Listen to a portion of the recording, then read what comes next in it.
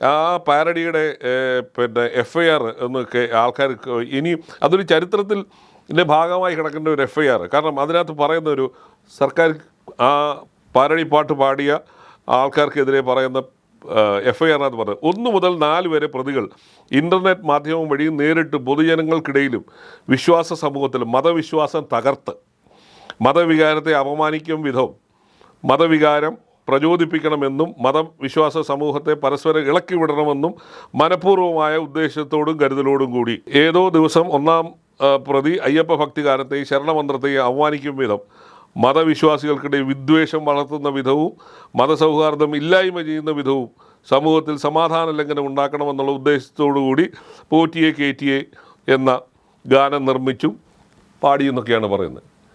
മതവിശ്വാസം തകർക്കുന്ന രീതിയിലേക്ക്. കാരണം ആ പാട്ട് ഒരു തരത്തിലും ആരുടെയും മതവിശ്വാസം ലംഘിച്ചിട്ടില്ല എന്ന് തീവ്ര ഹിന്ദുത്വവാദികളായ ആൾക്കാർ പോലും പറയുമ്പോഴാണ് സർക്കാർ ഇത് പറഞ്ഞ് കേസെടുത്തത്. ഇല്ലേ? കേസ് പിന്നെ അത് കാരണം നാനാഭാഗത്തു നിന്ന് തന്നെ ഇടതുപക്ഷ അനുഭാവികളുടെ ഇടയിൽ നിന്ന് പോലും എതിർപ്പ് വന്നതിൻ്റെ പേരിൽ അത് തൽക്കാലം കേസ് അന്വേഷണം അവിടെ മരവിപ്പിച്ച് നിർത്തിയിരിക്കുകയാണ്. അല്ല, ഈ കേസെടുത്ത CPM തന്നെ ഇതിൻ്റെ മറവ് പാരഡി ഇറക്കിയിട്ടുണ്ട് ഇപ്പം. അതെ, ഈ പാരഡി ഇറക്കാത്ത ഏത് രാഷ്ട്രീയ പാർട്ടികളും തെരഞ്ഞെടുപ്പ് കാലത്ത് ഇഷ്ടംപോലെ പാരഡികളുണ്ടാവും. അതൊരു പുതിയ കാര്യം. കേരളത്തിൽ ഇത് ആദ്യമായിട്ട് നടന്നതൊന്നുമല്ലേ. ഓരോ പിന്നെ ഈ പ്രസിദ്ധമായ പാട്ടുകളുടെ പാരഡികൾ ഇറക്കുന്ന പതിവുള്ളത്. എത്രയോ ക്രിസ്തീയ ഗാനങ്ങളുടെ പേരിൽ പാരഡികൾ രാഷ്ട്രീയ പാർട്ടി ഇറക്കി പാടിച്ചുകൊണ്ട് നടക്കുന്നു, സിനിമകളിൽ വരുന്നു, എല്ലാം വരുന്നു.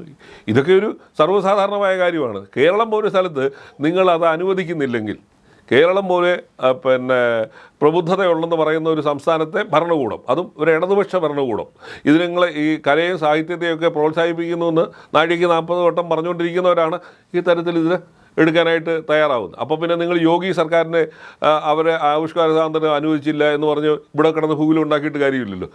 അപ്പോൾ ഇതാണ് നടക്കുന്നത്.